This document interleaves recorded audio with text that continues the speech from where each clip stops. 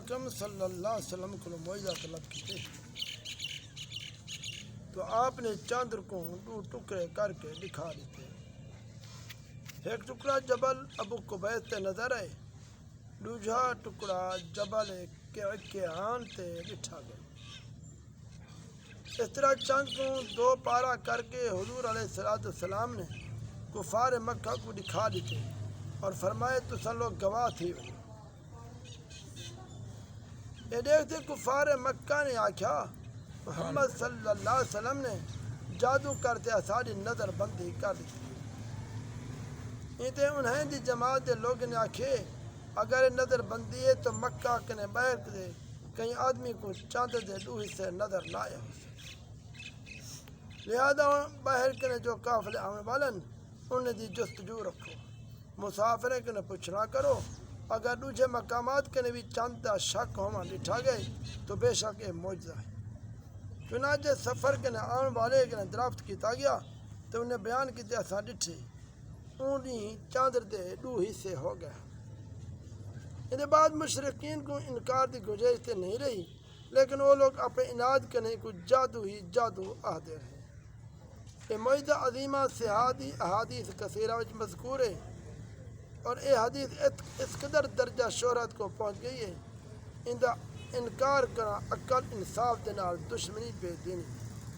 اللہ تبارک و تعالی نے اس معجزہ بیان قرآن دی سورہ قمر ان الفاظ نال فرمائے. اعوذ باللہ من الشیطان الرجیم. اقتربت الساعة وانشق القمر وإن يروا آية يعرضوا ويقولوا سحر مستمر وكذبوا واتبعوا أهواءهم وكل أمر مستقر. قیامت قریب آ گئی ہے, چاندر پھٹ گئے اور کفار مکہ اگر کوئی نشانی دے دن تو منہ پھیرے دن تھا آدن ایک جادو ہے جو لگاتار چلا آدھے اور انہیں جھٹلا دیتے اور اپنی خواہشات دی پیچھو ٹور پن ہر کم قرار پا چکے.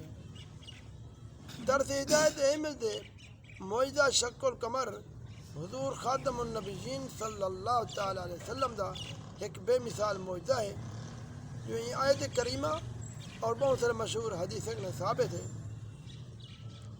یہ مسئلہ سے سیر بحث یہ مطالعہ انسان اطمینان قلب نصیب تھے اور ایمان دی جلا یعنی روشنی ود دیے.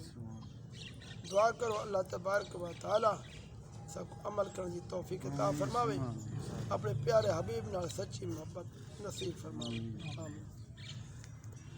آمین.